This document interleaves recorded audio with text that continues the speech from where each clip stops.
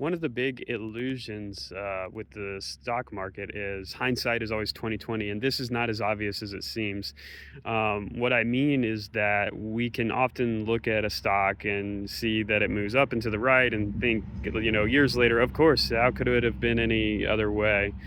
But what you're not seeing is all the risk that was priced in for events that didn't come to fruition. These are risks that never became news. That gets completely forgotten because, by definition, it never became news. So nobody remembers those risks. And in retrospect, things look obvious. And that fools us into thinking that we are much better investors than we really are, because we look at positions like Nvidia or Apple or Google, whatever it is, and say, how could it ever have been anything other than what it was? And the reality is there are a million little risk counterfactuals, things that never happened that were priced into those shares at the time.